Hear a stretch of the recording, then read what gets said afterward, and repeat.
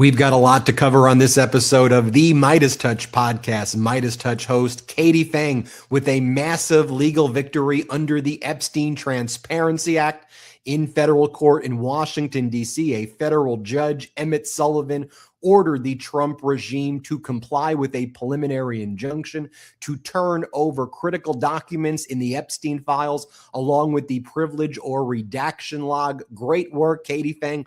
We'll talk about that on this episode. We'll talk about how Iran struck a Singaporean cargo ship in the Strait of Hormuz after warning you need Iranian permission if you're going to traverse the Strait of Hormuz. Ignore us at your peril. Marco Rubio, Donald Trump, and others in the Trump regime said, hey, ignore them. We have secret side deals that you don't know about. Just use the Omani route. So that's what this Singaporean ship did. And I'll tell you what that Singaporean ship got.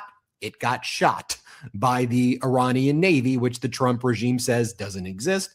And now there's a UK MTO, a UK maritime advisory warning saying you must follow the Iranian path or they will shoot at you and they will disable your ships. Wait a minute. I thought the SEPA IRGC Navy doesn't exist. I thought that was all talk, all bluff. Marco Rubio's in the Middle East trying to say that to the United Arab Emirates and to Bahrain and Kuwait. And guess what? The United States has zero credibility right now. You have those Gulf Council cooperation countries looking for reconciliation with Iran, a new strategic defense architecture in the Middle East that Iran will be leading right now, along with China pushing the United States out. We'll talk about that. Where the hell is Donald Trump in, by the way? I mean, I'm glad I don't see him. I'm glad he's not posting. But for a guy who talks a lot of smack and trash and lies and fraud, and by the way, Iran's MB Ghalibaf, their lead negotiators, like mocking Donald Trump. Yeah, I guess you guys are trash talkers, but we all know how weak you are.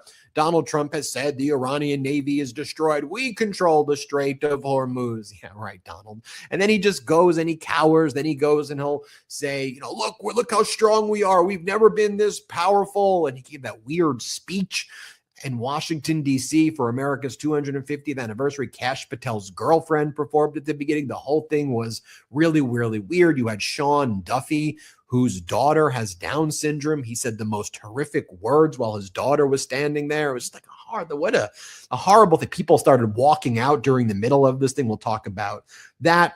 Inflation, as you all know, is surging. Another hot reading of PCE at 4.1% year over year. And that continues to rise. As I've said, we'll probably hit 5%, 6% soon. The average savings of Americans is diminishing. Apple and Microsoft are raising their prices. That and more on this episode of the MeidasTouch podcast. We've got a lot to discuss. Brett and Jordy, great to see you. And I just want to say again at the outset, Katie Phang, a true hero, a legend. And we often get asked, you guys talk a lot and, you do this media stuff and the shows, but when are you going to take action? I say, look, running a media network is a big deal, I think, and it's important to counteract and combat the disinformation silos and state regime media. But it's incredible to be affiliated with hosts like Katie Phang who are walking the walk. And same day, state regime media Fox was attacking us today and saying all these new Democrats who are winning the election, all they'll do is show up on the MeidasTouch network. That's all. They're not going to actually change policy. They'll just be sitting next to Marcellus on the MeidasTouch network. Brad and Jordy. Good to see you, Ben. Good to see you, Jordy. And I got to give a shout to Katie Phang as well. A huge congratulations. This is a huge step forward for transparency, a huge win for Katie Phang. Most importantly, this is a huge win for the survivors. Really looking forward to what happens next. Trump is expected to appeal. We're going to get to all the details of that, but you know that they are doing everything imaginable that they can to hide these files and to hide the details of some of the info we've seen, especially as related to Donald Trump and all their attempts to muddy the waters surrounding the release of the files. So shout out Katie Phang. What incredible, incredible work.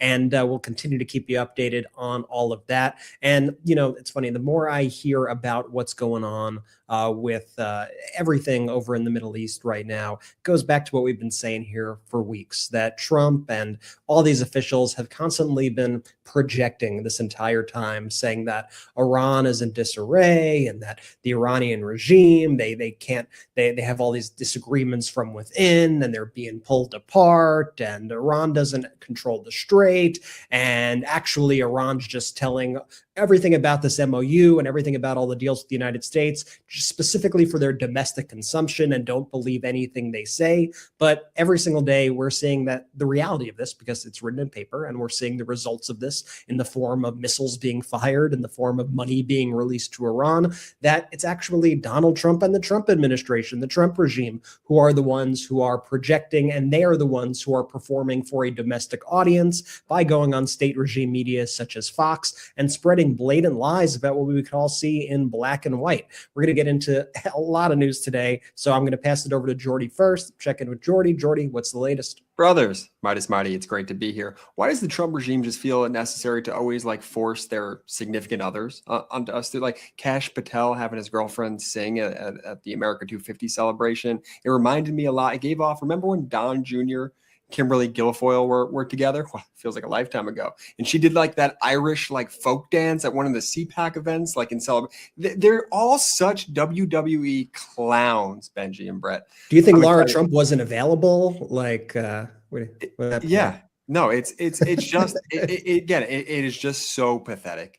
Benji, where we starting off today? Well, I'll start there, Jordy, and I'll connect it to what's going on in the Middle East, because you had Jared Kushner, who's now raising $5 billion more for his fund. He wants the Middle East countries to pay him $5 billion more. He was there hovering over J.D. Vance in Switzerland during those technical talks relating to the MOU. And guess who was sitting right next to Marco Rubio when Rubio met with MBZ, the president of the United Arab Emirates, when they were meeting in Abu Dhabi? Someone by the name of Michael Boulos, a new villain, a new character who's been around, but you probably haven't heard much of him. That's Tiffany Trump's husband, who was sitting right there, right next to Rubio, right across from MBZ. Rubio was asked, why was Tiffany Trump's husband sitting next? Oh, he's my buddy. He's my friend. His brother's in the region, so we're just going to hang out.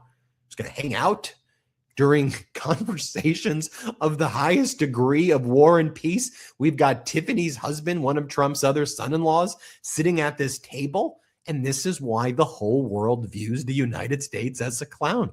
This is why the Gulf Council cooperation countries are meeting with Iran.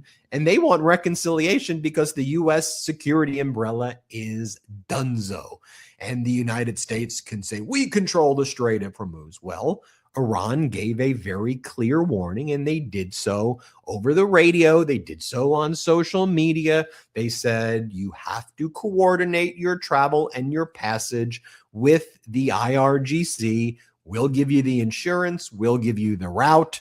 We'll give you direction. Then you can cross, and we'll let you cross for free for the first 60 days. We're going to charge thereafter. Those are the rules.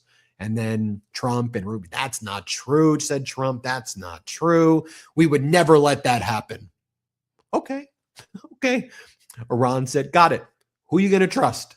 Well, one of these ships tried to leave. Boom. Iran shot at the ship, disabled it. Let me first play you the audio right here of Iran giving the warning to all ships. This particular ship said, you know what? We're just going to listen to Trump and Rubio. It got disabled. And then people were like, all right, wow. First off, you probably didn't even hear about this much on any other like news network, right? Or corporate news network. I mean, you've been watching the MeidasTouch today, so you know about this, which is good. It's important that we inform people, but a pretty big deal, right? because the price right now of Brent crude sitting at like $72, $73, which is lower than before the war started. I just find it notable, the degree of market manipulation also, because I remember under former President Biden, when things were far more stable and the Hormuz Strait was open at a geopolitical level, the price of Brent crude was like in the hundreds and the 90s. And well, that's because Russia invaded Ukraine. Well, arguably, things are far worse right now in terms of the escalatory nature of that war. And we see right now oil depots, both in Ukraine and Russia, respectively, just being destroyed. Plus, you have the Strait of Hormuz closed. But based on the speculation that the war is going to be done and that there's going to be peace, it's the price of oil and the Brent crude is lower than it was at the beginning when there's no resolution to any of this. Make that make sense. Sure, it is pure, unadulterated market manipulation, because when you really break it down, it's just people, the market expects that in the future, this is what it's going to look like. Based on what? We're hitting tank bottom right now in Oklahoma, where we basically keep our strategic reserves here. We functional tank bottom. We basically hit functional tank bottom internationally, based on what everybody warned us about. Right now, gas prices or the Brent crude should be in the $200, $250 per barrel range. I could guarantee you if it was a Democratic president or somebody who wanted to hold oligarchs accountable in terms of their taxes and have a tax code that doesn't let them write off private jets and yachts and things like that, I just have a feeling, call me conspiratorial, that the price of Brent crude may all of a sudden have been 150, 200 if it was under someone who was not an agent of the oligarchs. But I digress. Let me show you right here, though. Let me play for you the warning by Iran from a navy that Trump says doesn't exist. Here, play this clip. Attention all vessels, attention all vessels, attention all vessels in Persian Gulf and Oman Sea. This is SEPA Navy warning. Transiting in the Strait of Hormuz is only possible with SEPA Navy permission and on designated routes. If any vessel attempts to transit in the strait without our permission or AIS off or outside of the designated route, it's responsible for any consequences of any danger. This is SEPA Navy out. Pretty clear. But Trump says that Navy doesn't exist. They're at the bottom of the sea. They're at the bottom of the Hormuz Strait, apparently. They got good reception down at the bottom of the sea. They're also live in a pineapple under the sea, SpongeBob. I don't know how this works here. It just shows you that everything the guy says is a complete and utter lie. That warning was incredibly clear. That's the IRGC's, that's their Navy. It's like the official Navy. So all those things that you hear Donald Trump say every single day about their Navy not existing, the United States having full control over the Strait, I mean, that's just an objective data point showing that that's all BS. And if you wanted, I mean, if you say that, if you're going to huff and puff and blow your house down, and that takes place, what are you doing, big guy? What are you doing? And when you constantly lie, and when your bluff gets called not once, but quite literally in this war, thousands of times, people, and you go, oh, they're a paper tiger. No, Trump's the paper tiger. And by the way, I don't think we should go back to war. We should never have been involved in this catastrophic war in the first place. I'm just simply pointing out that the guy has zero credibility. He's described how close we are to global economic depression and tank bottom. Iran knows that they have the United States cornered, humiliated. Donald Trump and the United States have never been weaker internationally. A coalition now forming amongst the Arab nations to reclaim kind of control over their own security umbrella. And that's why Rubio ran to UAE, Bahrain, Kuwait to beg. Let's be very clear, to beg and manipulate and to act like the MOU doesn't exist. That we all read the memorandum of understanding. We all read the joint statement that came out of the talks in Bergenstock in Switzerland that Rubio was too busy to show up for, or he didn't want to be associated with the MOU, even though he's the top diplomat of the United States. He's the Secretary of State. As much as I despise him, you don't get to pick and choose. I don't want to be at that negotiation. I want to be at the UFC fight. I want to do the UFC MOU with Dana White. I don't want to do the MOU. That's too hard. I don't want to do that. You're the Secretary of State. Literally your job to be there with Foreign Minister Aragchi and Galibaf negotiating, not the job of the VP. But the VP could be there, but that was your job. And so now Rubio goes to the UAE, Bahrain, Kuwait, other GCC countries. Notably, he did not go and meet directly with MBS of Saudi Arabia. They're done. We don't want to meet with you right now. Okay, stay the hell away from us right now. Saudi Arabia is looking to figure out how can we work more with Iran. And let's just show you the bad faith that Rubio engages in. Rubio's like, so let's suppose we did this crazy thing and we let Iran do tolls. What would you even do if someone doesn't pay the toll? What are you going to do? You're going to shoot the boat? You're going to shoot the cargo ship? That wouldn't work. Yeah, that's what they're going to do. They did it today. That's what they did. That's what they said they were going to do, Rubio. Here, play this first clip of Rubio. To go through the straits. And think about it this way. If you have, first, it's not even workable. Let's suppose that we went crazy and lost our minds completely and decided to agree to have a tolling or a fee mechanism. How would that work? It's not doable because what's the consequence for not paying? Let's say a ship says, well, I'm not going to pay the fee. It's not like a toll on a road. You don't get a ticket in the mail. They get shot at. You shoot at one ship, you sink one ship, no other ship is going to move. So that sort of system is not only unwise, it can't happen, it's not even workable. So you might as well abandon the fantasy now. That's what happened today. Literally what happened today. The Singaporean cargo ship was shot at. It was disabled. And now the other ships that want to cross are going through the IRGC lane. That's it. Okay, Rubio, what about that $300 billion investment fund or reconstruction fund that you and Trump and everybody in this lying American regime said that the Arab nations were going to pay $300 billion? You said U.S. taxpayers weren't going to pay for it. It's in the MOU, so the U.S. is a guarantor of the $300 billion for a reconstruction fund for Iran. You said it's not coming from taxpayer dollars. It's coming from Arab nations. So surely you're with the Arab nations, right? That must have come up, Rubio, right? Here, let's play this clip. Mr. Secretary, in the meeting with the GCC allies, did any of them make any commitments to pay into this $300 billion reconstruction? No, it was not discussed. I mean, the reconstruction, that's way down the road, and that's something, that'll be dealt with at the appropriate time in this process. But that was not discussed by. You didn't discuss one of the key terms that the Arab nations you've all said is on the hook for. That didn't come up at all. Got it. Are you going to pass that on to the taxpayers the way you lied about the ballroom was going to be funded by other people and now taxpayers have to pay for it? Is this yet another fraud? What's really going on here, Rubio? That's a pretty big thing to not discuss with those countries. If you're going to offer up, theoretically, you're saying you're offering up their money to the tune of $300 billion. Then you're like, yeah, we didn't really talk about it. So, we'll see what happens. Yeah, we're on the hook for all the money, but we didn't ask anybody.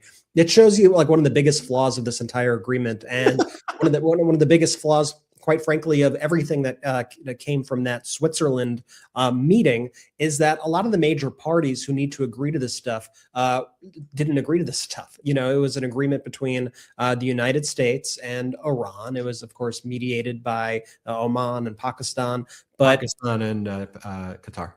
Pakistan and Qatar, but we didn't get any guarantees from any of these other countries. There weren't any other signatories, and that includes this $300 billion, which is a very large provision, a $300 billion provision in this MOU. And then, of course, there's the Lebanon-Israel aspect of all of this, which also, how could the United States and Iran make an agreement on the behalf of two other countries without them being a part of this negotiation? And so one of the things that you see the Trump administration trying to do now is they're trying to have it both ways, and they will acknowledge that they need to figure out the relationship between Lebanon and Israel. But at the same time, they'll also try to downplay that. And they'll say yeah, but it's not really a big part of this deal. So we're just going to do what we can. It is. And they know it. They say in the same breath that that's something that needs to be resolved. Yet they're overlooking that point and they're trying to downplay that aspect because they know that that's going to be one of the biggest hurdles to actually figuring this thing out following the 60 days. Can I just say this too? The devolvement from, maybe quasi-serious centrist, hotshot, young Republican Marco Rubio to MAGA stooge Marco Rubio that we know now, over these last 10 years, it's just been astounding to witness. Maybe it's naive. I never saw him just being a total clown, in the way that he so clearly is these days. Did you guys? There were signs of it, obviously. At first, when he came up, he was whatever, but then, you saw him give that speech that time at the rebuttal to the State of the Union, and he started like needing the water, and it's just when he was even that's appointed, part of his when villain. he was even appointed to the position. I think collectively, even through a modern like today lens, people were like, okay, well, Marco Rubio, he's a serious person. Maybe he'll do a good job. I think that was the general consensus of all of the picks, from Kash Patel to everyone. That everyone just kind of was like, okay, Marco, he'll do a good job, at least we think. I'm not sure everybody. I mean, I think of the horrible options, right, he was maybe one of the least better horrible, but still incredibly horrible. I mean, you got a flavor for who he was after he said all of the I negative guess that's fair. I'm just kind of judging it on the Dan Baginos. That is where the Overton window has shifted. Here's my read of Rubio, Right. though. I think Rubio is very risk averse. And I think he's very opportunistic, and he clearly wants to be the Republicans' presidential nominee. And so I think he's trying to take what's in his mind the path of least resistance. He's trying to ruffle the least amount of feathers. He's trying to do what Donald Trump wants, but at the same time, trying to kind of duck away from some of the more controversial stuff and duck away from the actual hard work that you're supposed to do as a Secretary of State. So we see him when it comes to the important decisions. There's this big kind of joke on the internet, this meme, because Trump keeps assigning Marco Rubio to all these various positions. He's the head of this, he's the head of that. But it's like a jack of all trades, a master of none. He's not doing any of these jobs, and he's not doing the most important job, which is his job as Secretary of State. And so on the most important issue of his entire term, honestly, of his entire appointment, there's probably not going to be a bigger issue than this Iran negotiation right now. Yet he has ceded the lane to JD Vance because he knows it's a risky bet. He knows it's a risky situation that probably is not going to work out well. So he wants that to blow up for JD, and he'll make some other comments on the side, and he'll try to deal with things on the side. So to me, he's playing a kind of very cynical game, and he's trying to do whatever he can to kind of coast along as quietly as possible, and at the same time, send out signals to kind of the people with the money in Republican circles and other folks saying, hey, when this shit hits the fan, guess what? You got me. I'm going to be clean of all of this, so get ready to do it. Push behind me come 2028. And so that's the calculus I think that he's making. Also, why you see this behind the scenes tension, which Ben, you've picked up on and we've reported on here, between him and JD Vance, because behind the scenes, they're rivals for this 2028 position. Well, look, in the next clip I'm going to show you, Marco Rubio, while he's in the Middle East, says the MOU is not a real deal. He goes, it's a framework to have future negotiations. So he says, of course, we didn't discuss the number of years that Iran would have to down blend their enriched uranium, although Rubio and Trump pretend that Iran's going to give up all of their uranium. It's the only agreement is to down blend to civilian use, and there's no time frame on it because Iran would not agree to a time frame, and they're not going to agree to a time frame because if they view the Trump regime as in breach, Israel and under Netanyahu continuing to stay in Lebanon and Trump continuing to threaten them, they'll just, if you can down blend, guess what? You can upblend pretty damn quickly. And so they don't want to give any, inspection mechanisms or any of that. And so Rubio's asked about it. So what's the time limit? How do you see this? And Rubio acts like this isn't even a deal. So after saying we didn't talk about the $300 billion, Jordy, I see you wearing a Knicks hat. That's like going to a Knicks game and going, hey, how was the game? You watch the Knicks play and you go, yeah, I just got a hot dog. Okay, but did you want to watch the game? No, I didn't think that was an important thing. I don't know. The $300 billion is kind of like one of the main terms. The other main term is that the ceasefire includes Lebanon and that Israel needs to leave. That's it. And I'll tell you what's going on in those ceasefire discussions right now between Israel and Lebanon. Lebanon thought the discussion was going to be over moving the Lebanese army into the security zone in Lebanon, as Israel calls it, which is an area in Lebanon and southern Lebanon being occupied by Israel. You know what Netanyahu said? We want a pilot zone. And Lebanon was like, what do you mean? The security zone is this. We want more Israeli forces in the pilot zone. So Lebanon's like, whoa. We thought we were talking about moving the Lebanese troops into the security zone and moving Israeli troops out. You're saying you want more land? Yeah, We want the pilot. Oh, so now the security zone plus pilot zone. So that's at a deadlock as well. Yet if you look at the markets are like, we're in normal times. This is far less volatile than under former President Biden. It is not. What are you talking about? So you see the rampant market manipulation that's at play right here. And the issue is the long-term damage here becomes irreparable, or it becomes very difficult to solve. So then what happens in 2 years? A future Democratic president comes into power, and what starts to happen? Oh, all these issues. Oh, how do you screw this up? Oh, you have to fix these issues. And all of a sudden, it's just like, got it. We got our tax breaks. We got our private jet tax exemptions. We got all of that. And now someone wants to tax us more. All right, jack up the prices, screw everybody over, massive recession. Don't you see that that's the pattern? Isn't it? We need to recognize that that's the broader issue at play right here. And it's why you see these pendulum swings like this. We have to get out of this trap. And that's what's happening in any event. Let's just show you what Rubio says, that this MOU is not real, basically. Let's play. Mr. Secretary, the MOU did not include a specific number of years during which Iran could not develop nuclear weapons. Should a final agreement have a specific number, and is the U.S. pushing for that? No, why would an MOU would not have that? Because the MOU is not a final agreement. An MOU just creates the construct and the outlines for a negotiation. And there's no doubt that as part of that negotiation, very specific terms like years and limits will be discussed, and that includes the mechanisms by which it's verified and enforced. But is there a number of years the U.S. Structure of a framework of a negotiating hybrid tool. What are you talking about? The MOU has certain binding terms on it. And when you have Rubio out there saying that and JD Vance out there saying another thing, again, ultimately the message to our former allies, other Arab nations, allied nations in Asia and others, that you can't rely on these are clowns. Everybody sees it. I promise you, if I see it, no offense to me, I'm telling you, the world leaders see it at a very clear level, what I'm saying. And they also see this. You've got Michael Boulos, Tiffany's husband. Tiffany Trump's husband is sitting there. I think we've got a photo of it. Rubio posts the photo. He's sitting across from MBZ.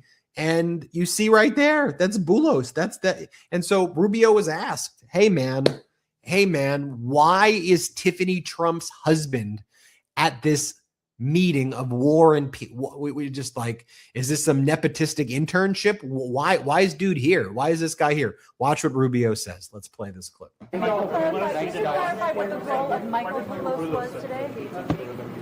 Michael Boulos? Oh, he was there to see his brother lives here. He was just there to see me and catch up. No. But there was a working lunch, right? So there was, but he wasn't. But the conversations around him had to do with he was just here because his brother lives here, and I'm a good friend of Michael, so we had a chance to catch up. Right, thank you all. Thank you. Okay, guys, we're loading the plane. This isn't like, showing up to a meeting with, I don't know, like an accountant from a solo office who brings, their friend's kid in college, who's there for the summer internship or whatever, to a lunch. And what's he doing? Yeah, just hang. What are we talking about? It's a meeting with MBZ, the leader of the United Arab Emirates, about critical issues. The guy's just there to hang out. And you're saying this isn't bring your son to work day? This isn't what that is? They didn't walk into the meeting and he was like, holy shit, Boulos?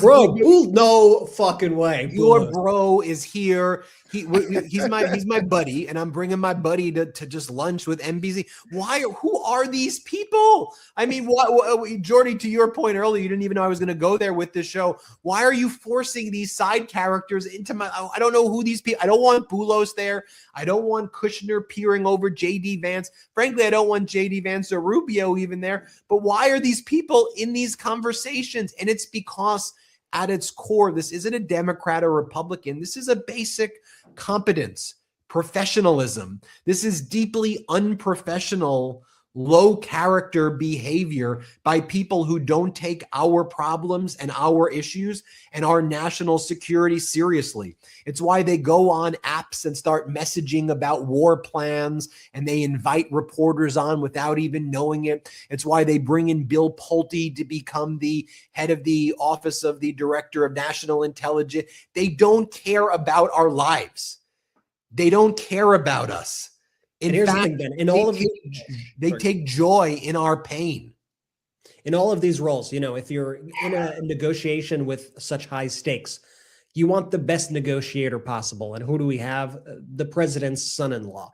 When you're doing an event to celebrate the United States of America's 250th anniversary, who do you want? You want to find probably the best singer you could find imaginable to represent the United States. Instead, we have Kash Patel's girlfriend, his country singer girlfriend, the one who he's been flying around in those FBI jets and using the FBI jet to go to her concerts and all that stuff. I mean, this is what tin pot dictatorships do. This is the stuff that we would laugh at other countries for. And quite frankly, it makes the United States of America look small. It makes us look weak. It makes us look stupid when these are the people in the room, when these are the people at our events, and not real, actual experts, real, actual professionals, people who know what the hell we are doing. It is making the United States of America seem so insignificant in the world. And these Republicans, none of these people would ever accept this from a Democratic president, ever, ever, ever. Think of all the stuff they said about Hunter Biden, who had no role at all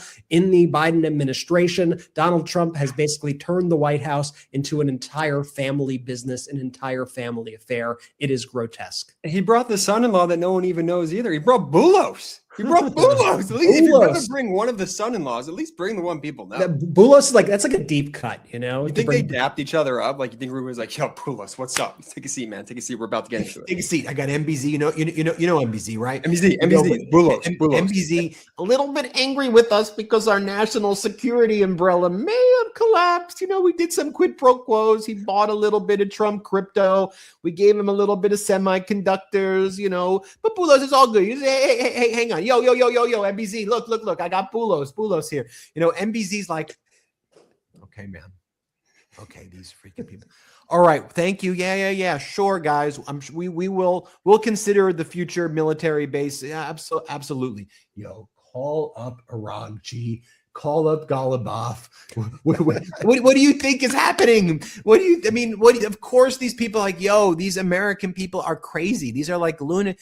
This is what's going on right now. All right, let's take our first quick break of the show.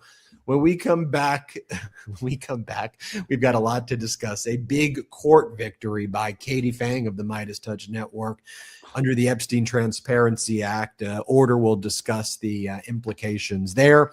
We'll talk about what else is going on in the country. Much more to discuss. Let's take our first quick break of the show. Reminder, subscribe to the MeidasTouch on audio. You've been so helpful in us rising those audio charts, climbing the audio charts. Help us. Subscribe on audio. Search MeidasTouch. Leave a 5-star review. All right, let's take a first quick break. If a genie gave me 3 wishes, I would use all my wishes to make sure that my cat could live forever. But since genies don't exist, at least as far as I know, I feed my cat Smalls. Smalls is fresh, human-grade cat food that does so much more than just feed your cat. It helps them live a full, healthy life. Most cat food out there, it's made with meat byproducts, cheap fillers, and artificial ingredients. Basically stuff that isn't great for your cat. Big Pet Food does this because it's cheaper to make. But what they save on cost, your cat pays for with their health. Smalls is different. Their fresh recipes are made with at least 80% animal protein, and they're gently cooked to retain all their nutrients and flavor. They never add fillers or artificial ingredients, and their food is so healthy that 88% of cat parents say that after feeding their cats Smalls, their cats have better digestion, a softer and shinier coat, and more energy to play, because it's actually good for cats. I can attest to this. Smalls is amazing.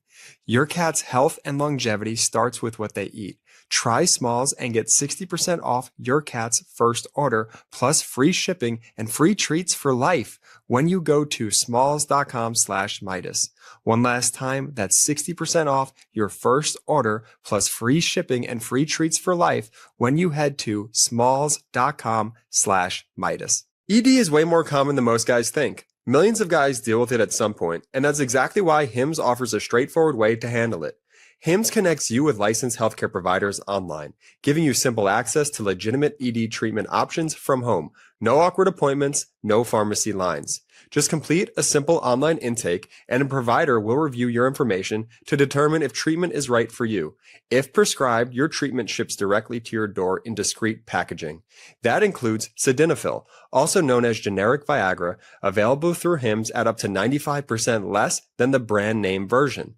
And if that option isn't right for you, there are additional treatment options available, so you can find what works best for your body.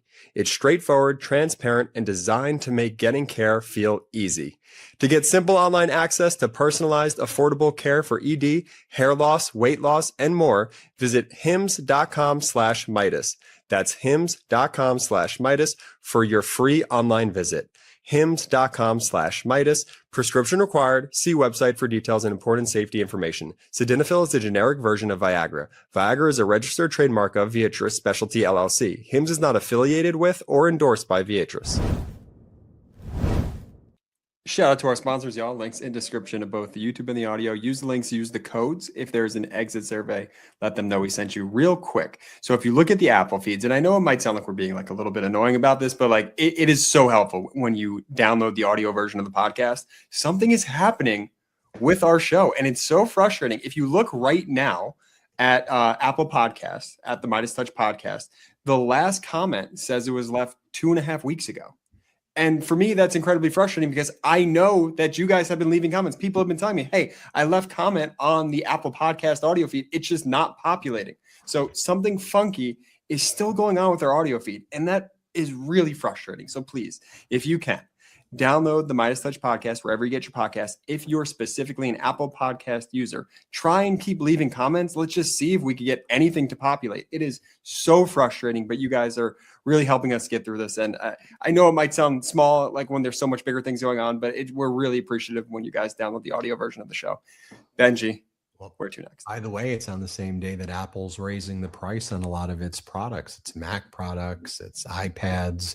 It announced that it's going to have massive increases. I mean, we're talking about 25, 27% increases in prices to consumers.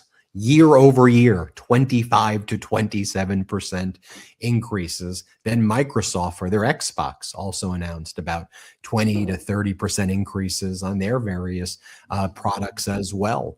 And a lot of this is stemming from the fact that you have all of this CapEx, this capital expenditures on these data centers and all of the AI build outs in order to basically build these semiconductor these chips. It costs a lot of money, and there's a lot of infrastructure in that price. The cost of that is ultimately being put on the consumer. And we're seeing a lot of these companies do kind of massive debt offerings where they're raising all of this money. They're deploying all of this capital that they're raising in all of this debt. And they're all kind of spreading money out amongst themselves, the Mag 7, as they're called, the Magnificent Seven, all of these, kind of companies. And they've been, at least until recently, doing well in the market. But ultimately, where does this all end up? In addition to the fact that it's causing lots of job losses and a jobs recession because a lot of the build out is removing the workers. I mean, we saw some of the recent data that shows that kind of factory hiring is at kind of levels that are like Great Recession pandemic levels right now. I mean, we went from like a manufacturing boom under Biden to a situation that's like emblematic of the Great Recession or during really bad economic times, which we're in right now. And then ultimately it gets passed on to the consumer. The tariffs passed on to the consumer. The cost of these CapEx build outs, these expenditures by all of these companies you hear about, they're getting passed on to the consumer. And ultimately, when you look at the data, you see inflation rising. The PCE, which is the Fed's preferred inflation metric, up to 4.1%. A stat, though, that is perhaps even more jarring to me is that the annual savings rate of an American family went down from 4.9% in 2025 to 3% in 2026. In other words, people are dipping into their life savings in order to be able to afford basic necessities right now. And especially when you look at things like core PCE, which excludes food and energy, that's rising as well to 3.4%. So for people who go, well, guess what? Gas prices are going down. So ultimately, wouldn't inflation go down? Well, when you look at core PCE at 3.4%, that's supposed to be at 2%. And that core PCE is rising month over month as well. And that's being caused by Donald Trump's tariffs against the world. Guess what? It doesn't impact directly overnight. So when the Trump regime's like, oh, I guess it wasn't impacting anybody, like when they did it, remember, Trump's, what he called Liberation Day, I know in Trump years, it seems like this was 30 years ago. It was last April, okay? We're basically a year plus a few months out. So Trump did that. Then he tacoed some, he chickened out on some of them, but some of them stays in place. He's got those 15% tariffs here, there, and the other. Yes, he gives certain exemptions to certain types of companies and friends, but the overall impact, guess what? It doesn't take overnight. The same way what Trump screwed up during his first term got passed on to Biden when Biden took the...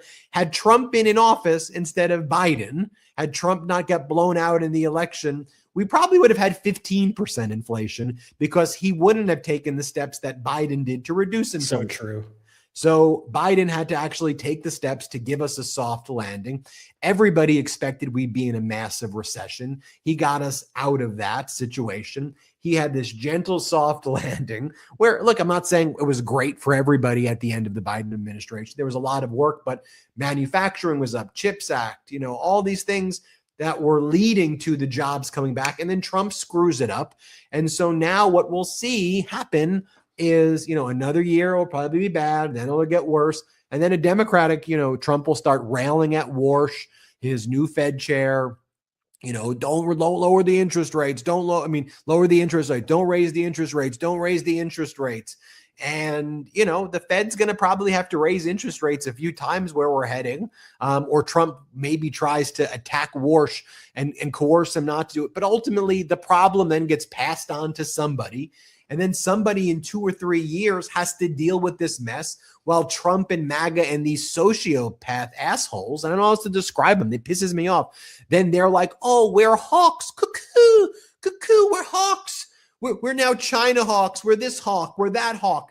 They label themselves this stuff. The oligarch media, the regime media, that wants to shill for all of the oligarchs goes, oh my God, can you believe, it's, whoever it is, whoever the Democratic person who comes in, when it's their fault. And, and then we get into these cycles over and over and over again.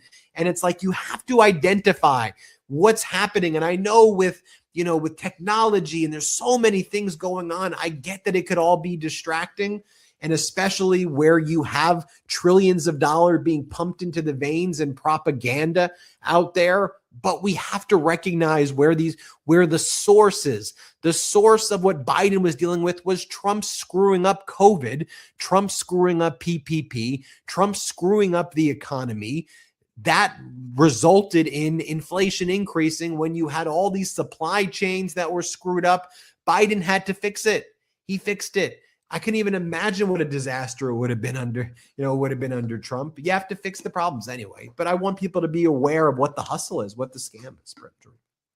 No, it's so obvious too. It's just all so in your face that I don't understand how people could even debate that. It's all Califrico. That's why, because it's stupid shit. It's Califrico, 6 gender. It's stuff like that. That's like, guys, don't you realize you're being scammed? I'm sorry, Brett. No, and I think one of the interesting things in kind of this Trump era has been how many of these companies and CEOs and people have really shown their cards, I guess for better or for worse. I feel like they used to keep kind of politics a little closer to the vest, and you wouldn't see somebody like a Jeff Bezos out there, ranting against Joe Biden or something like that. I feel like that wasn't as common as it is now. But now you see all of these kind of CEOs getting in the mud in a way that you haven't really seen before. And I think one of the most recent examples was the feud that was happening here in California between Governor Newsom and Chevron. Like Chevron decided to pick a fight with Newsom, blaming Governor Newsom for high gas prices. And just like think of that on its face at all. In the midst of this war where Donald Trump has increased gas prices, Chevron goes, Governor Newsom, it's your fault because of the regulations in California. You're the reason that gas prices are high.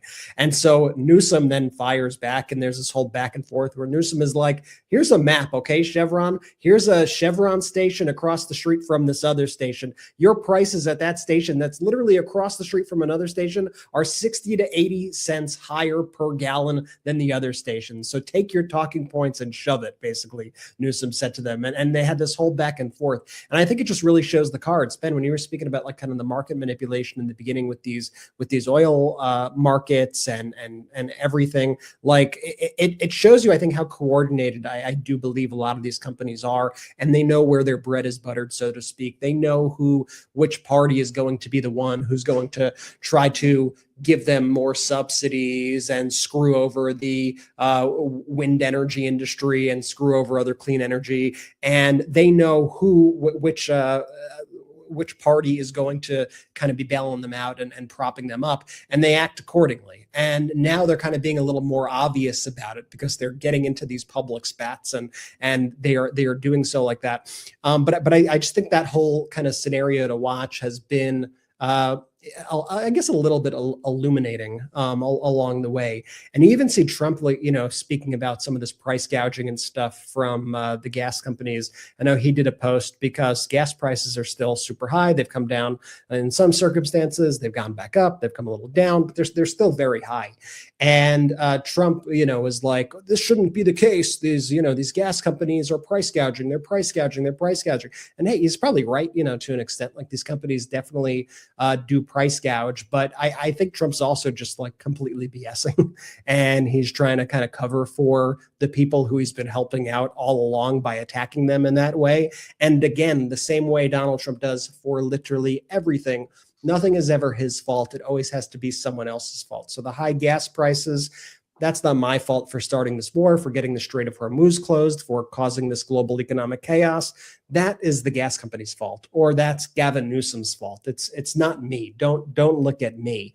He handles every single issue that way. The algae in the pool, the fact that it turned bright green and that it's being ripped up, that wasn't me. That was vandals. There was vandals. They cut a 350-foot gash. Yes, I may have said a few weeks ago that it's impenetrable, impossible to cut. I may have had security cameras on the place. I can't show you a lick of evidence, but trust me, it was the vandals who did it. And if you look through everything that Donald Trump has ever done in his life, he gets into these big projects. He takes these big swings. He fails miserably after he cons everybody into going along with his idea, and then he blames someone else. Oh, that didn't succeed because of the contractor. I'm not paying the contractor, by the way. They screwed up.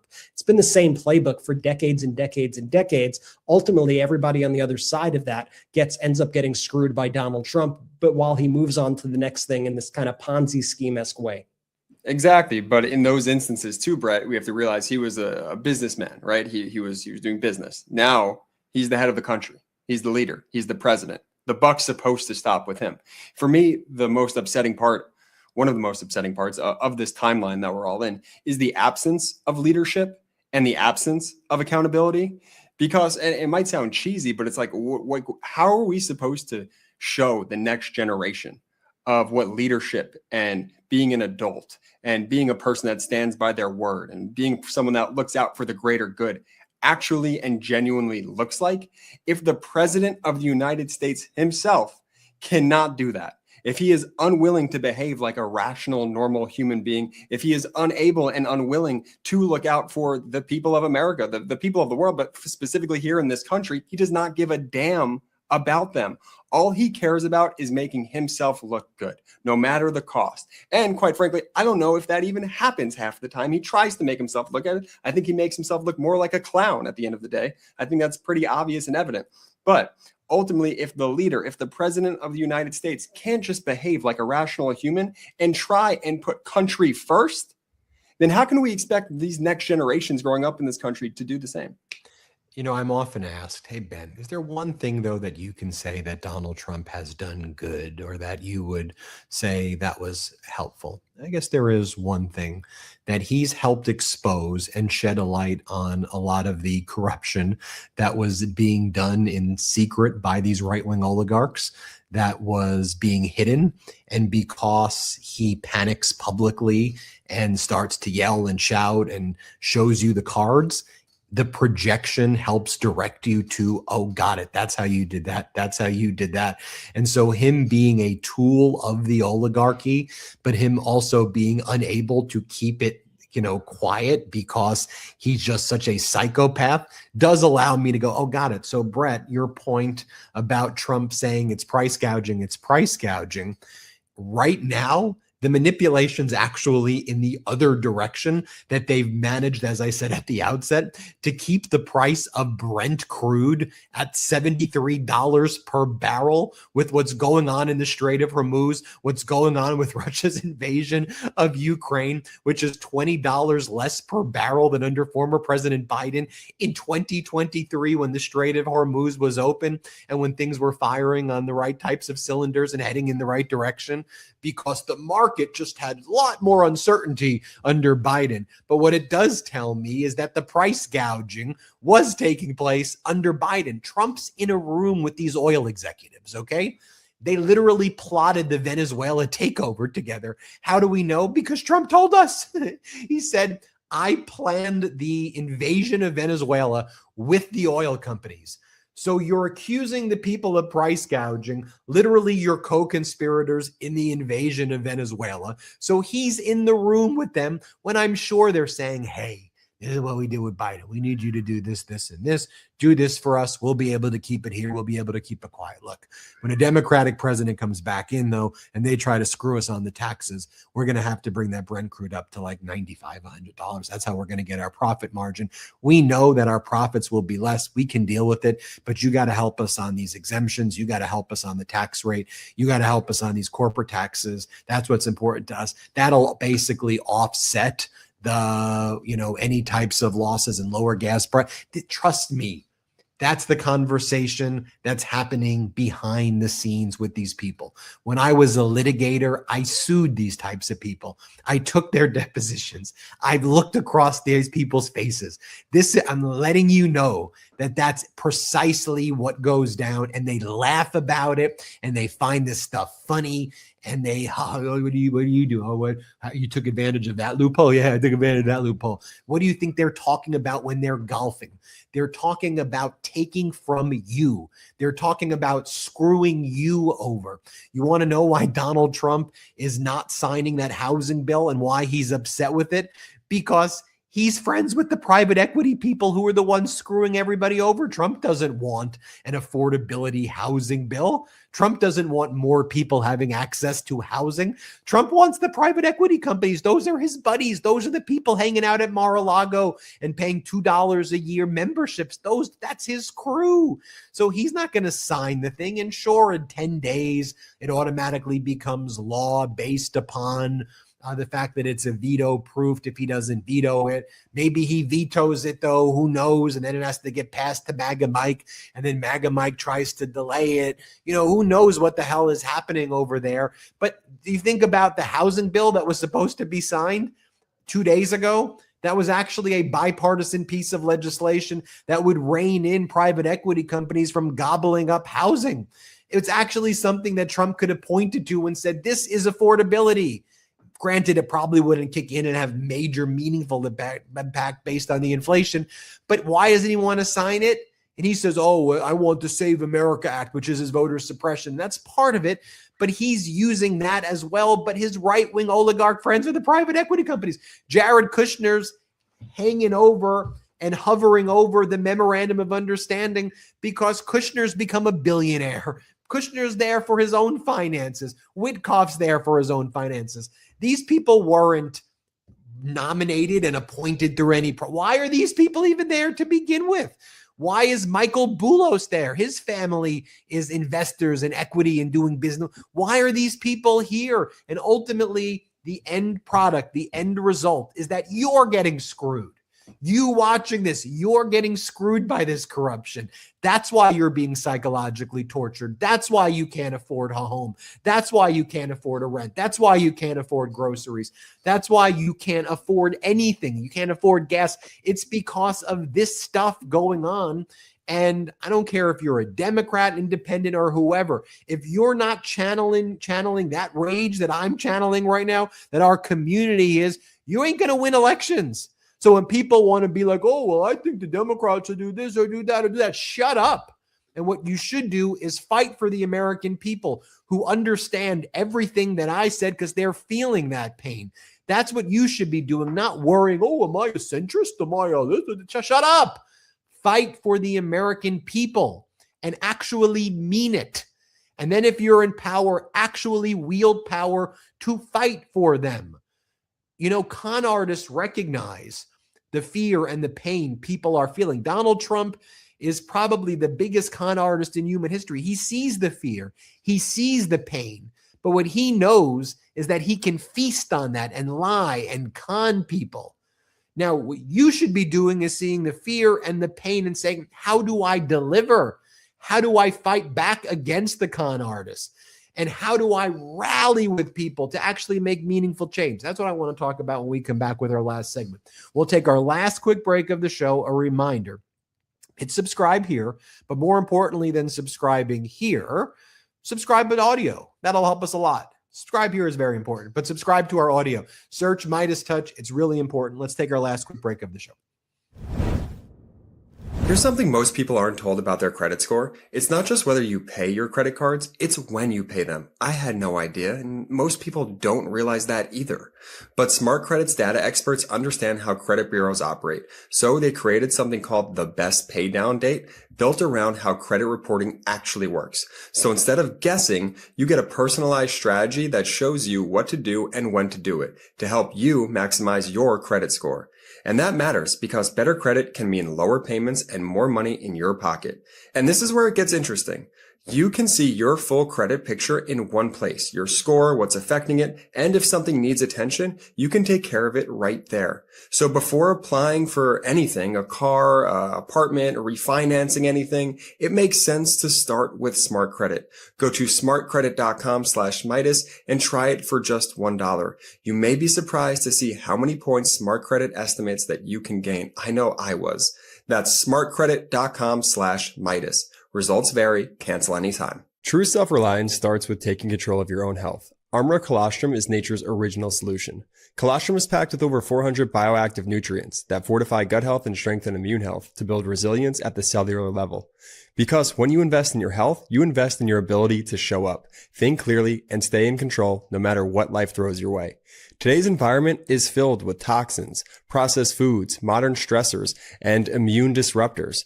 Nourish your microbiome and strengthen your barriers to support your immune health. Armra Colostrum is your secret to feeling strong, vibrant, and confident again. Not seeing results with your current routine? Colostrum is packed with 400 plus bioactive nutrients that work like a blueprint for your body, promoting your cells' natural renewal processes to support skin, hair, gut health, metabolism, immune health, lean muscle, and whole body vitality. Strengthen your gut integrity and support healthy fat metabolism to empower your body with the blueprint to revitalize health from the inside out. We've worked out a special offer for my audience. Receive 30% off your first subscription order. Go to armra.com/Meidas or enter Meidas to get 30% off your first subscription order. That's ARMRA.com/Meidas. Let's go. Shout out to our sponsors. Welcome Links back. in description of both the YouTube and the audio. Use the links, use the codes. If there's an exit survey, let them know we sent you. Say something there, Benji. Oh, yeah. I was just saying, what's up? What's up, everybody? What's I wasn't sure if it was stalled there for a second. That's why I was talking earlier. I got like a little frozen. Okay. No, you're good. Let me jump right in then. I'll get back to you in a moment. Everybody, Brett, play that clip though. As state regime media, Fox attacking us. They had a host on who was like, you know, all these new Democrats who have won, maybe they'll get on MeidasTouch network, but they're not really going to make a difference. They'll get on the MeidasTouch. Well, we'd be honored to have them on the MeidasTouch network, and they're fighting for the people. And they're going to make a difference. But it's an odd narrative, though. By the way, let's play this.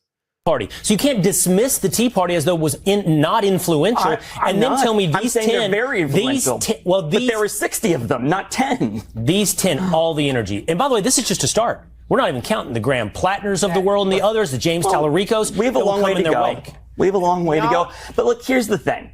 When AOC came to office, she learned, the squad learned the hard way. Congress is about numbers. It's about math. And Nancy Pelosi had to say, little girl, you don't have the numbers. We do. They will be marginalized. You will see them on MSNBC and MeidasTouch, and that's about it, because they won't be doing deals. They won't be involved in legislating. I think the only numbers they care about is the number. You see him at the end? Yeah. You see him after the end? What the hell? What? What do you even think? What? Look, you guys like what I said? Was I funny? Did I do a good job? I'm like, dude, what the hell even? What was that also? And what do you even talk? Little girl? I mean, who are these people? And they always get like, the disgruntled guy who that's that guy LaRosa. He used to be like in Biden world and now isn't associated with Democratic politics, but they're like Democratic insider speaks out. All the guy does is like shit on Democrats all day. Like if you ever look at the guy's Twitter feed, it's absolutely insufferable. I think he works for like a right-wing think tank in DC as well. But his whole thing is like, I'm the Democrat who just talks shit about the Democrat all day. And you see these endless takes from folks like that who just constantly want to be doom and gloom about everything, right? Something good happens for the Democratic Party. They go, this is the worst thing ever to happen for them. Something bad happens. This is the end of them. And it's like enough of these doomer kind of takes about everything. How about, like Ben said, how about you just listen to the people and listen to the message that they are saying? And there's actually, a whole lot of people out there, even on the right and the left right now, that are agreeing with a whole host of issues that a lot of politicians are not speaking about, issues surrounding data centers, issues like the Epstein files, issues like affordability. There are a lot of issues and a lot of reasons why people are going out and want to see kind of the new guard come in and replace the old guard. And there's a reason for this energy out there that you're seeing. And not everything has to be, this is terrible. This is, by the way, AOC is like the worst example he could have picked, because she's become one of the more effective legislators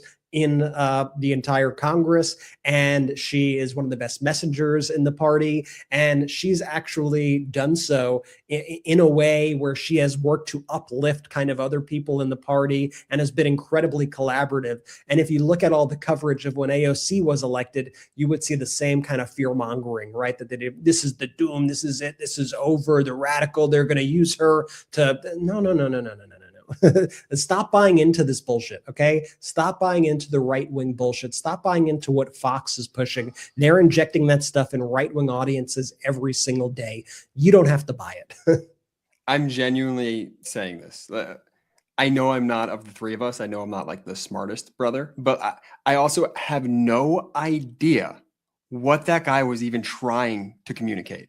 Like, it just felt we were on his mind. Like, it just felt the MeidasTouch network was on his mind, that he's like, no matter what, I'm going to say MeidasTouch during the segment. Because if you play that back, it's not a logical thought. Like, it really doesn't make any sense. I think what he's trying to say, I don't even want to get into it. But again, these people are it's not a left or a right thing. That's an unwell human being right there trying to communicate. I don't know what type of point, but clearly we're on his mind.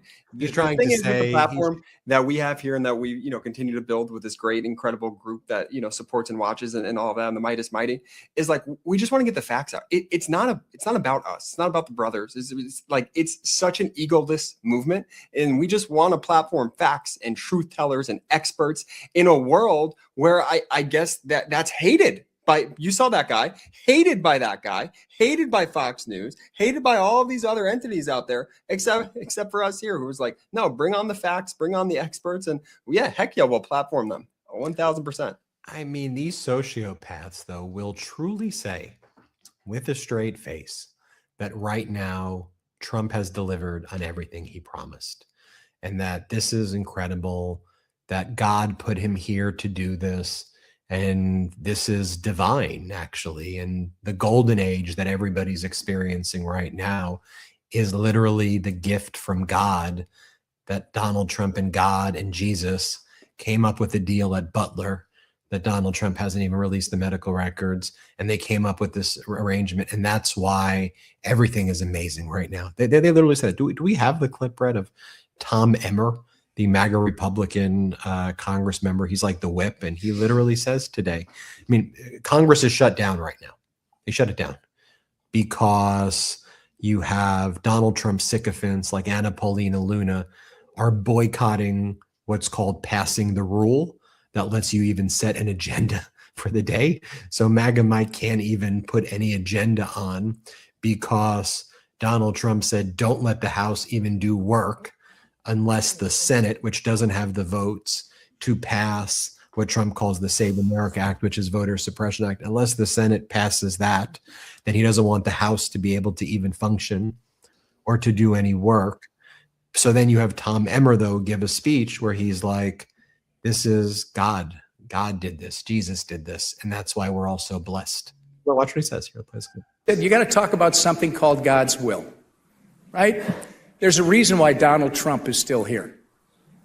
God's will is that his work is not done. By the way, our president knows that. I mean, our president, who likes my wife much better than me, and he makes that clear every time, and then I'm reminded by my staff that everybody likes your wife a lot more than you. I get that. But he told her. He told her he knows that he should not be here. He knows the reason he is here is because God has a job for him to finish. You know, when I watch that sometimes I feel like I'm on an alien planet. Like even the people laughing at that, like, what are you laughing? What's even funny here? No, Ben, it's funny because he hates his wife. That's what people are laughing at. That's why, Ben, if you didn't pick up on it. You know, people are suffering right now.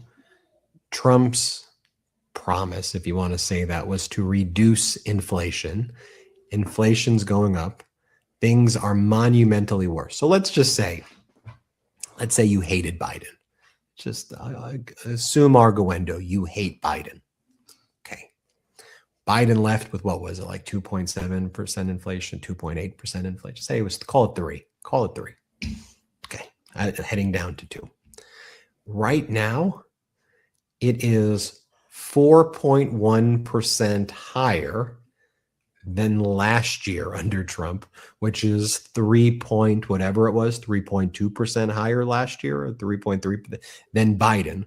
So if you add the last 2 years combined, right now already in Trump, you are 8% to 9% higher inflation than the last year under Biden's term. And then if you want to aggregate all the other years of Biden and the inflation that he had to inherit and deal with, this is 8% on top of that. And Trump's thing was, I'm going to make your electricity bills 50% cheaper. I'm going to bring down housing costs. Everybody will get a house. I'm going to bring down the price of this and that. I'm going to end the war in Ukraine. The guy started wars everywhere and then lies and says that there were 8-9 wars that he solved and you know, and just has been lying about everything. He gave this speech last night where there was maybe 1,000 people, maybe tops. We saw it. We could see the amount of people. There was 1,000 people in DC watching this speech, and most of them were leaving in the middle of the speech. And here's what he posted moments ago. He's been silent all day, but here's what he posts. Last night's rally was packed, 45,000 people. July 4th will be a step beyond anything you've ever seen. The military flyovers will be the best ever. The most planes, the newest planes, the fastest planes. I'll be there to speak about how great our country is and making America great again. Donald J. Trump. There's not 45,000 people. And, you know, the thing is, when you lie like this also, and it goes back to what we said at the outset, you know, in Iran, they clinically diagnosed him as a psychotic person. And so they know that they are actually dealing with someone who's mentally ill. And I'm not saying that for him to escape the accountability that he must, but that he is literally someone who is actually malignant narcissist and mentally ill. But we all know that. We don't need clinical psychology. We see it. I don't understand, with his behavior being so not normal, again, when you hear people like whoever that guy was, De La Rosa, whatever La Rosa, whoever did that line about about Midas or whatever. Do the face. He was like, La Rosa, yeah. Did you like it? Spot on. Did you like it? Do you like? I was practicing that line. Can I say I nervously Googled to make sure he did not have like a tick or something, and confirmed does not have a tick, so we can continue to make fun of him. I'm edgy, Jordy. You are edgy. I'm edgy. Remember we did the RFK voice? That was crazy. I did. I'm edgy. I'll just leave it at that. You don't know what you're gonna get. Sometimes I don't know what you're gonna get. When I'm doing when I'm doing it live. So we have Congress shut down right now. Brett, you talked about those bipartisan issues. And one of them, of course, is we don't want a regime covering up a child sex trafficking. Like kind of bare minimum government. Can you not be aiding and abetting child sex trafficking? Like we good there? Oh, you can't clear that hurdle? That's why I believe what Katie Phang did was, frankly, on behalf of all Americans, she filed the first of its kind lawsuit under the Epstein Transparency Act to release the Epstein files that have not been produced. And she very strategically focused on a core set of documents that have Trump's name on it, that we know they're covering up, that involve Trump and accusations from girls involving Trump. Also demanding that the Justice Department produce its privilege log or redaction log, which if they were withholding millions of documents, which they are, they can't withhold that. The law requires that if you withhold, you have to create a log that identifies the basis of why you have withheld certain things. I know there were a lot of doubters out there whether Katie Phang would have standing, whether her lawsuit would be viable. Well, I'm so proud to say, and I'm so honored to have her part of this network, that she prevailed with the preliminary injunction. And a judge ordered the Trump regime to show cause by pretty much next week at this point, why they can't produce the log and why they can't turn over their emails or to turn it over immediately. And the judge found that Katie Phang had standing as a member of the public protected by the Epstein Transparency Act.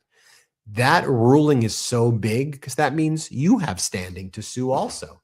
The whole country has standing to bring these lawsuits right now under the Epstein Transparency Act because the law was created to protect us all. It'd be interesting to see if everybody filed a lawsuit under the Epstein Transparency Act at this point, because as Katie says, you have the right to the documents. I have the right to the documents. Your neighbor has the right to those documents. And now what's the Trump regime going to do? They're going to appeal, I'm sure, to the DC Circuit Court of Appeals. Then I'm sure they'll try to appeal to the United States Supreme Court. And this issue will be teed up.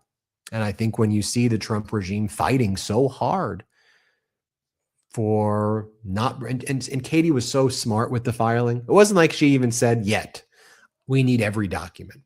She said, I want these documents for now, the core group, and produce the privilege log.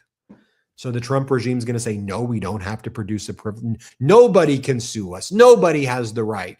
The Epstein Transparency Act, nobody has to follow. Also, the judge denied the Trump's request for a stay pending the appeal. So the Trump regime, I'm sure, will have to file right now in the DC Circuit Court of Appeal and request a stay from the DC Circuit. And so now they're going to have to ask, and there were some right-wing justices or judges on the DC Circuit. Hey, will you be complicit with us in the child sex trafficking racket? Will you be complicit with us? Is what the Trump regime is going to have to say. That's where we're at right now. This is a housing, affordability, not going into endless wars, being against genocide in Gaza, being against genocide in Lebanon, supporting peace. Okay? These are not trick questions. These are not, where do I stand on the issue? What's this group going to say or that group going to say? You stand for something or you fall for everything. And if you don't stand for things, one of the big issues is, and we saw this, the con artist comes in who sees the pain and suffering and says what the people who are suffering want to hear. Donald Trump, the Pied Piper con artist, he would go to the Palestinians in Michigan, in Dearborn, and he would say, here's what I'm going to do for you. We're going to help you. He would go to Jewish community made up of people with, who have certain views about Israel. And he would say, I'm going to do the exact opposite. He would go to farmers and he would say this. He'd go to that group and say that. He would go to this, that's what he would do. And let me show you what he's saying to farmers today. How about that? Because, we could say all these historical examples, but like literally he's still doing it. And it's the same con that he's been doing from the campaign. It's the same con that he's done his entire life. So his new lie is one that's been touched on earlier today and in various reporting, where he keeps telling the farmers, don't worry, this is just kind of sell because we're giving Iran all this money. Don't worry, we may be freeing up all these billions and billions of dollars for Iran, but guess what? That money's coming right back to you. All the suffering that you've had because of everything I've done, nah. You're about to get a windfall. And it's always like you're going to get rich, is Donald Trump's kind of whole framing. You're about to get rich because Iran, they need crops and they are going to be buying it from you, farmer. And he gives people this false hope. Over and over again. And that's what makes these lies particularly evil to me, telling people that I'm going to make you rich as you screw them over. So listen to what Donald Trump said today. This is very recently, within the past hour or so. Let's play this. For the American farmer, and after years of getting ripped off by other countries on trade, we've reduced the agricultural trade deficit just this year by 42%. Opening markets to the American exports, and all over the world we're opening up markets for the farmers. We have another one, a new market coming up, and that's called the lovely country of Iran. It's a beautiful place. Would anybody like to go there? The Islamic Republic of Iran, they're having a hard time with food, and we're going to be taking some of their money and we'll spend it, and we're going to be buying wheat, soybeans, and corn, a lot of it. And that process is going to be starting pretty soon. It's going to be pretty big, too. I think it's going to be very big. We have an expanded market, dairy in Europe, and the dairy market is... That money's never going to go to the farmers. He's lying. Even MB Ghalibaf, Iran's parliament speaker, said today, before Donald Trump made these latest remarks, he said the following: America falsely claims our unfrozen assets will buy their agriculture. Interesting. The only crop we're harvesting is what you planted. Decades of mistrust. It's organic, abundant, and homegrown. But apparently, the U.S. only exports GMO soybeans, broken promises, and trash talk. I mean, that's a pretty stern statement from Ghalibaf there. But, the fact that this is a complete lie, it's not going to stop Trump. He's going to say this now at every rally he does. He's going to say this when he's speaking to people nonstop. He's going to keep tweeting about or truth socialing about how all this money is going to our great farmers. Get ready. You're about to get rich. Brace for the windfall. It's coming any day now. I guess it's coming after their tariff rebate checks or their Doge checks or one of the numerous other scams that Donald Trump has put forward throughout this term. Supposed to come right after he delivers the healthcare plan. Yeah, the healthcare plan after we get Melania's immigration status press conference. I mean, you could go back right over and over, and just I don't understand how anybody could fall for this at this point, because it's the same scam run every time. But the thing that you have to realize is there's, as Ben has said, trillions and trillions and trillions of dollars pumped in to making people believe this stuff every day, and using these culture war issues to make people vote against their own interests. And when you watch Fox, or if you see, even when you look at Twitter or X or whatever it is now, and you see the way that things that are blatant lies are just artificially boosted, right? You'll see a tweet that says vandal caught, knifing a 350-foot gash. Looks like Trump was right. And it will have like 100,000 likes. And it's just a BS. That's why Elon Musk spent $44 billion to get the platform, so that they could spread things like this. That's why the oligarchs want to control the flow of information. That's why they're buying up all these media companies. That's why you're seeing all this consolidation. That's why Trump has quite openly said that he wants to see changes at CNN once this merger goes through and everything. So and Brett, let me take it one more step further. That's why Elon Musk bought the platform for $44 billion. Who was funding it? These oligarchs, Middle East nations. They bought debt, these different banks that are now supporting Donald Trump and helping him manipulate the markets. They were debt holders. And do you know what then happened? Then X got brought into SpaceX, which got all its money from government contracts. Based on all of the hype from the government contracts, IPO'd. All of those debt holders who were there originally got so extra wealthy.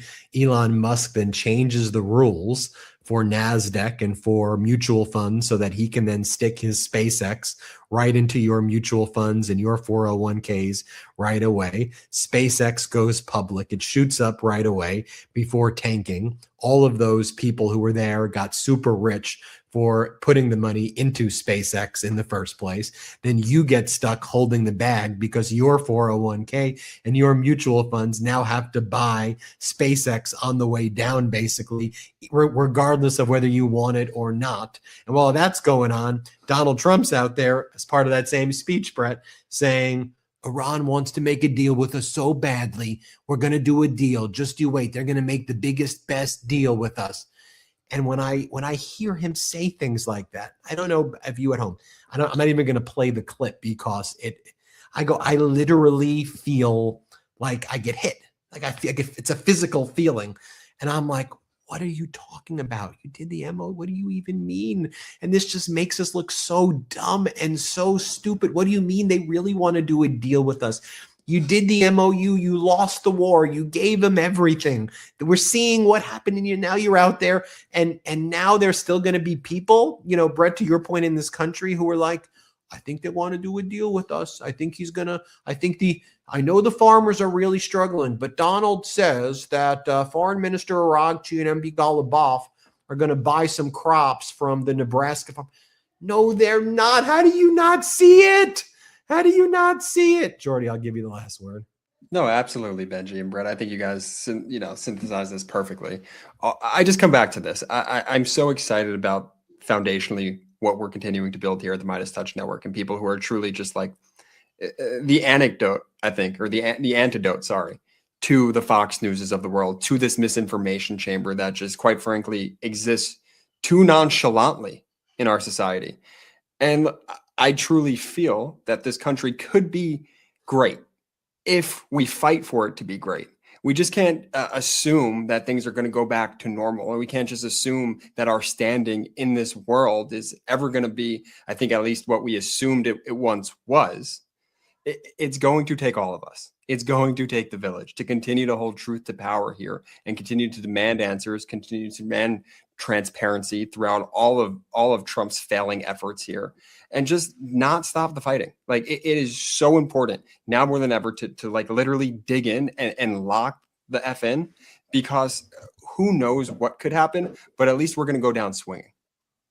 I want to just talk for like a couple seconds about the Fox propaganda operation, just because I saw just a personal anecdote before we get out of here. I was watching the World Cup the other day, which was on Fox, the broadcasting channel, and they ran an ad for Fox News, and it was the most over the top, almost like a, I don't know, Team America kind of parody of an ad for this. But you see exactly what they're doing in the ad, right? They don't say any of the crazy things in the ad, but the American iconography they use and like the way they are so ham-fisted with everything, it may as well be like a sketch on Saturday Night Live or something, right? It's like, a big car drives, then an eagle flies, and there's an explosion, and there's a flag that wraps her. Like the whole thing, the way the entire ad is built shows you their whole strategy, which is Let's figure out how to screw these people, but let's do it in a way that makes them feel good, that plays to their lizard brains, that says, America, fuck yeah, you know? That's what they're doing. And I want to find the ad because it was so outrageous, you know, but that's what they do. They present themselves in a certain way. And that imagery is very important to the con. They want to present themselves where, look, we're a real news network. We have nice graphics. Look at that nice glossy set we have. Look at our sound effects. Look at our present. It's all part of it. Look, there's a giant American flag behind me. We're going to talk. We're patriots. You're a patriot. These people Don't you love this country? We're patriots. And so they say that while they're just screwing you. And it's just it's a fascinating thing to watch. And to the unsuspecting viewer, you could see why something like that could be intoxicating because it's playing to your kind of primal, tribal kind of fears and, you know, love of the country and whatever it is. While they just infect, you with the most toxic stuff imaginable and make you vote against your own interests and do everything you can possible to really screw yourself over, screw your family over while they make themselves millionaires and billionaires. It's a very evil play done by the oligarchs. Too many people are falling for it. So let's keep fighting through it. Let's keep building up these platforms. Let's keep growing pro-democracy networks. Let's keep spreading the truth, folks, and fighting back. It's more important than ever. Jordy, want to take it away? Shout out to the Midas Mighty. The Midas Mighty standing strong against the fascists. We sing our song. We will get it right whenever. Want to stay plugged in? Become a subscriber to our Substack at MeidasPlus.com. You'll get daily recaps from Ron Filipkowski, ad-free episodes of our podcast, and more exclusive content only available at MeidasPlus.com.